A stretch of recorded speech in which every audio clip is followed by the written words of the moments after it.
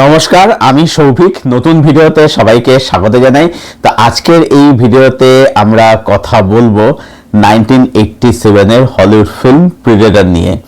Arnold Schwarzenegger ছিলেন সিনেমাটার মধ্যে। খুবই বিখ্যাত একটা সিনেমা। ছোটবেলায় সিনেমাটা আমি একাধিকবার দেখেছি। আই হোপ তোমরা যা 90s কিড আছো তোমরা সিনেমাটা বহুবার দেখে থাকবে। সিনেমাটা স্টার প্লাসে দেখতাম। তো ছবিটা আমি দেখলাম, রিভিজিট করলাম। ছবিটা বলা হচ্ছে ডিজনি প্লাস হটস্টারে।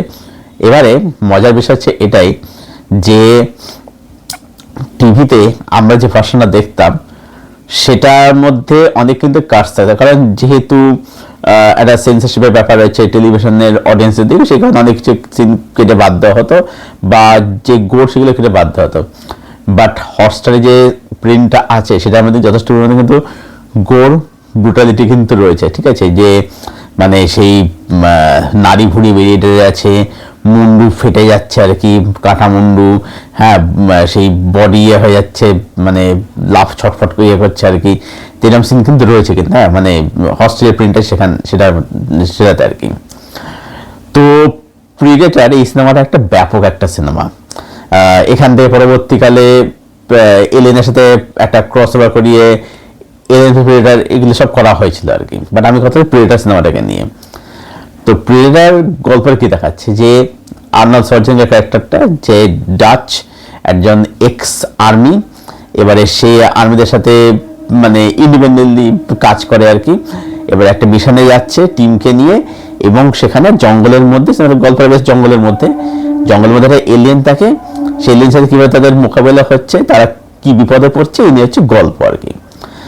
এবারে প্রথম কথা হচ্ছে যে এই যে সিনেমাটা 1 ঘন্টা 46 মিনিটের, ক্রেডিট বাদ দেওয়া একটু কম লাগছে আর কি, 1 ঘন্টা 35 মিনিট বা 40 মিনিটের সিনেমা আর কি।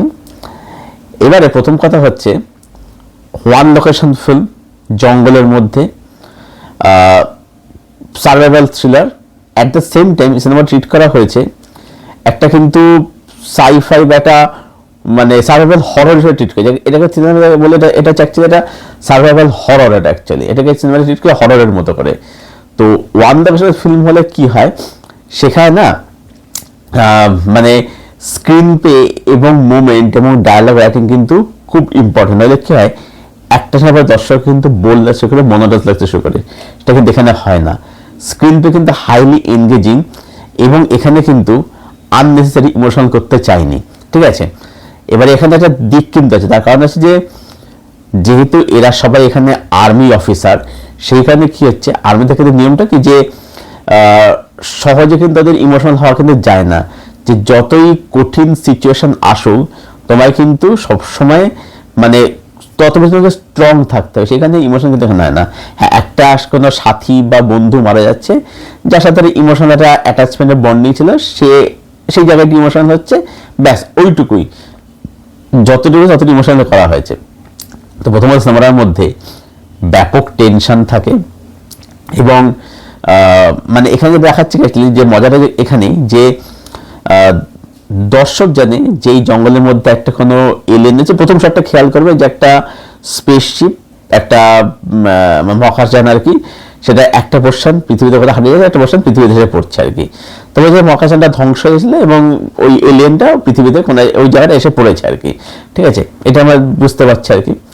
তো এখানে আমরা জানি যে একটা এলিয়েন রয়েছে, কিন্তু যে প্রোটাগনিস্ট বা প্রোটাগনিস্টের দিকে যারা দলে যারা রয়েছে, পুরো টিমটা, তারা জানে না যে অ্যাকচুয়ালি ওখানে কি আছে, কারণ এই এলিয়েনটাকে দেখা যায় না, এই গাছের মধ্যে চলাফেরা করে। ঠিক আছে, এ মানে একদম একটা ইনভিজিবল একটা ফর্ম আর কি, দেখা যায় না একে। তো মজাটা হচ্ছে এখানে আমরা কিন্তু এখানে ফিল করছি প্রোটাগনিস্টের জন্য। প্রোটাগনিস্ট অ্যাকচুয়ালি এখানে মানে তারা এখান থেকে বেঁচে বেরোতে পারবে কিনা, আমরা কিন্তু ফিলছি প্রোটাগনিস্টের জন্য। এইখানে সেগুলো মজাটা হচ্ছে এখানে আর কি, দর্শক জানে, প্রোটাগনিস্ট কিন্তু জানে না। এবং আর্নল্ড শোয়ার্জনেগার সিনেমাগুলো দেখে থাকো যদি, সেই সিনেমাগুলো কিন্তু কাইন্ড অফ হিরো ওয়ার্শিপ সিনেমায় কিন্তু হতো। কমান্ডো দেখে নাও, ওয়ান ম্যান শো আর কি। কিন্তু ব্যাপারটা হচ্ছে কি, এখানে কেন সেটা জাস্টিফাই হচ্ছে, কারণ হচ্ছে যে আর্নল্ড শোয়ার্জনেগার উনি যে চরিত্রগুলো করতে, ওনাকে যে প্লটগুলো দেওয়া হতো, সেই প্লটগুলোতে কিন্তু তাকে কিন্তু ক্যারেক্টার কিন্তু মানাতো অ্যাকচুয়ালি আর কি। আর অবশ্যই উনি মানে 90s বা 80s এর সময় বিগেস্ট অ্যাকশন স্টার ছিলেন আর কি। তার মধ্যে সেই সোয়াগ, সেই প্রেজেন্স তার মধ্যে ছিল, ফিজিক তো ছেড়ে দিলাম, কিছু বলার নেই আর কি। তো সে ছিল যেহেতু সেইখানে তার কিন্তু মারাত্মক ক্যারেক্টারগুলো আর কি। এবং এখানে এটা হচ্ছে, এখানে কিন্তু মানে প্রোটাগনিস্ট থেকে মানে যে অ্যান্টাগনিস্ট মানে এলিয়েনটা যেটা আর কি, প্রেডার আর কি, যেহেতু তাকে আরো বেশি স্ট্রং পাওয়ারফুল দেখানো হচ্ছে, সেই কারণে কি হচ্ছে, টেনশনটা আরো কিন্তু মানে বেড়ে যাচ্ছে, আমাদের কিন্তু দেখতে আরো বেশি কিন্তু মজা লাগছে আর কি। এবং এখানে যে ইভেন্টগুলো হয়, যে ঘটনা ঘটতে থাকে, সেগুলো কিন্তু প্রচন্ড আনপ্রেডিক্টেবল আর কি। ঠিক আছে, মানে কখন কোথাতে কি হবে, মানে এখানে কিন্তু দর্শক কিন্তু আনপ্রেডিক্টেবল করে দিচ্ছে। প্রোটাগনিস্টও কিছু বুঝতে পারছে না কি হবে, দর্শক কিন্তু বুঝতে পারছে না। ছবিটা আরো মজা হচ্ছে এখানেই। এবং এই ছবিটার মধ্যে আমি বলবো যে আলটিমেটাম হচ্ছে ক্লাইম্যাক্স, যেটা ব্যাপক বিভৎস ক্লাইম্যাক্স। মানে ক্লাইম্যাক্স যে লেভেলের থ্রিল বা যে টেনশন বা ক্লাইম্যাক্স এরকম আনপ্রেডিক্টেবল ভাবতে পারবে না। ব্যাপক ক্লাইম্যাক্স, ব্যাপক ব্যাপক ক্লাইম্যাক্স। আমি এখানে বেশি কিছু বলবো না যে সেখানে কি হয়, কিন্তু ক্লাইম্যাক্সটা ব্যাপক। মানে এরকম এত আনপ্রেডিক্টেবল ক্লাইম্যাক্স, মানে যেখানে দর্শককেও আনপ্রেডিক্টেবল করে দেওয়া হচ্ছে, মানে দর্শক কিছু বুঝতে কি হবে, প্রোটাগনিস্ট জানে না যে কিভাবে কি করতে হবে, দর্শক কিন্তু একই জায়গাতে আছে। মানে এখানে বলা যায় দর্শক প্রোটাগনিস্ট জেনে কিন্তু অ্যাকচুয়ালি কিন্তু তারা জানে তারা কি করবে, কি হবে এরপরে আর কি। তো ক্লাইম্যাক্সের মতো এরকম আনপ্রেডিক্টেবল ক্লাইম্যাক্স সত্যি বলতে মানে জাস্ট ভাবা যায় না আর কি। ব্যাপক ক্লাইম্যাক্স, ব্যাপক বিভৎস ক্লাইম্যাক্স।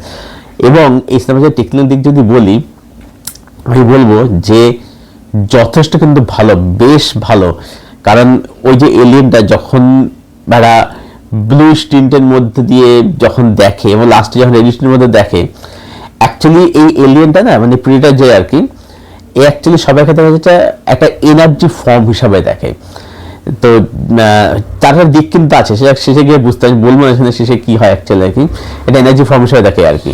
তো যেখানে মানে ওই ব্লু স্টিন্টের মধ্যে দেখলে, এবং যে ব্লু স্টিন্টের ব্যবহার বা লাস্টের রেড স্টিন্টের যে ব্যবহার, মানে ব্যাপক। এবং যেভাবে জঙ্গলটাকে দেখা দেওয়া হচ্ছে, বলা যায় কিন্তু নিশ্চয়ই জঙ্গলের একটা ক্যারেক্টার হয়ে ওঠে আর কি, বা যেভাবে এলিয়েনটাকে যেভাবে দেখিয়েছে আর কি, বা যেরকম গোর ভায়োলেন্স মানে ব্রুটালিটি দেখতে পাই, মানে দেখতে দারুণ লাগে, যেরকম ক্যামেরা কাজ শট দেখতে দারুণ লাগে।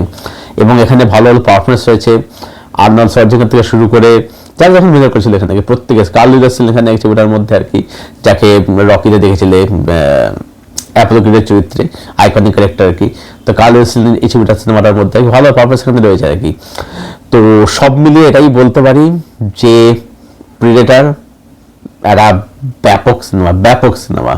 তো না দেখে থাকলে, যদি কেউ না দেখে থাকো, আমি তো বলবো হটস্টারে যাও, গিয়ে দেখো, ব্যাপক লাগবে, মজা পেয়ে যাবে। মানে ছবিটা শুরু থেকে না মানে কিছু সময়ের মধ্যেই ছবিটা কিন্তু মানে মূল যে গল্প কনফিউশন ঢুকে কিন্তু যায়। এই যে আমরা বলি না যে বিল্ড আপ নেই, বিল্ড আপ ছাড়া হয় না, হ্যান ত্যান, কিন্তু ব্যাপারটা হচ্ছে সত্যি কথা বলতে সিনেমার ওরকম না কোনো ডেফিনেশন হয় না। এটা পুরোটাই নির্ভর করছে ডিরেক্টর জিনিসটা কিভাবে প্রেজেন্ট করছে তার উপরে। ঠিক আছে, ডিরেক্টর কল যে তিনি প্রথমেই মানে কিছু সময় তিনি মূল কনফিডেন্ট ঢুকে যাবেন, তিনি ঢুকে গেছেন এবং সেটা তিনি সাকসেসফুলি করতে হয়েছে, তাই সিনেমাটা একটা কাল সিনেমা হয়ে গেছে আর কি, এটাই বলা যায়। তো যারা দেখোনি এখন যদি প্রিয়টা যদি কেউ না দেখে থাকো, এরকম যদি কেউ থেকে থাকো, হটস্টারে যাও, দেখে ফেলো, তারপর জানো তোমাদের এক্সপিরিয়েন্স কীরকম হলো। আর ছবিটা যাদের দেখা আছে তারা কমেন্ট করে জানাও তোমাদের এই সিনেমার সাথে কী স্মৃতি জড়িয়ে আছে, তোমাদের সিনেমাটা কীরকম লাগে না লাগে, ক্লাইম্যাক্স বা কোন জায়গাটা তোমাদের সব থেকে মানে মজা দেয়, হাই দিতে পারে, সব কমেন্ট করে জানাও অবশ্যই।